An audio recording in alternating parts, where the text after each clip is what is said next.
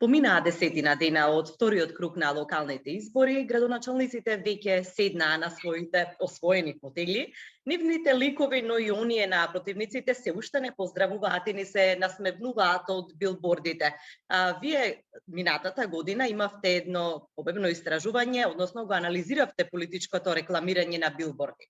Дали пандемијата го зголеми рекламирањето на овој начин, односно надвор од медиумите? Кои се вашите сознанија? Се зафативме со оваа тема, од минатите парламентарни избори, некако еве продолживме во оваа насока да наблюдуваме и да мониторираме што се случува во делот на платеното политичко рекламирање на надворешните медиуми. Тоа се билбордите. Тука се секако и рекламните паноа и плакатите, меѓутоа ете се зафативме со еден од поголемите, да речам, надворешни медиуми.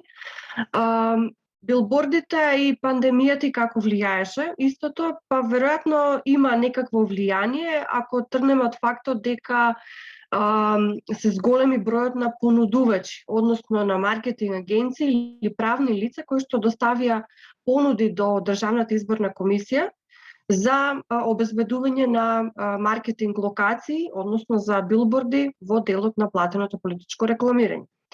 Ќе ги видиме и ќе ги согледаме нештата малку појасно, веројатно од кога ќе ги видиме извештаите на политичките партии во однос на финансирањето и на трошењето, токму во овие ставки и на овие правни лица.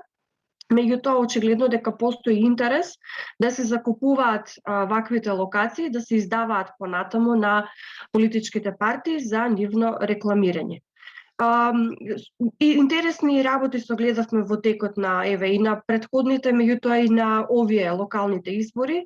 За жал, нашите наоди се токму во насока на сите оние недефинирани состојби кои што постојат во изборниот законник, а се рефлектираат комплетно на состојбата со билбордите.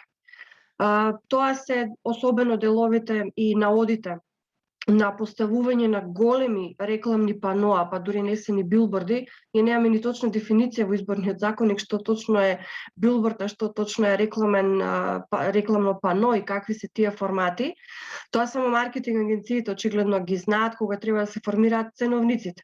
Меѓутоа, политичките партии, односно учесниците во изборната кампања, комплетно го искористи и го злоупотребија токму тој момент за сите недефинирани состојби во одредбите на изборниот законник и недефинираноста на каде, на кои локации точно може да бидат поставени такви огромни паноа. Па видовме на големи накатни гаражи, на стамбени згради, значи неутврденост во делот на законските одредби, законот за домување, дали собствениците на таа стамбена зграда дале согласност за таква реклама или пак тоа некоја се скриена донација. Значи излегуваат на површина многу нејасноти, многу прашања за кои што очекуваме, вие сте меѓу првите кои што се заинтересиравте за оваа ситуација, да ги изнесеме на видели на сите оние нејасноти, каде и во кои ситуации може да се најде скриени донации или донации, па дури да е тоа нели донација, тоа е во ред, меѓутоа треба да биде покажана на еден транспарентен и отчетен начин. Всушност, кој ги закупува тие простори, кој се ги издава, зошто општините немаа јавно и транспарентно објавено на нивните веб страници список на локации кои што се издадени за закуп. Тоа се должни да го направат согласно изборниот законник, меѓутоа ние не видовме јавно објавени информации, а буквално билбордите како да никнува како печурки, нели велиме, после дожд, кога ги согледувавме на разни фреквентни сообраќајници и јавни површини, кои што пак од една страна ние во еден дел се позанимававме малку и со тоа колку влијаат и на безбедноста на сообраќајот на патиштата. И колку влијаат? Што извлековте како заклучок? Дали го загрозуваат движењето, безбедното движење?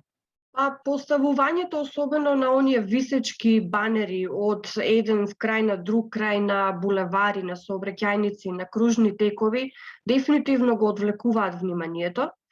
Меѓутоа, ниту една институција не се најде за надлежна да ги отстрани.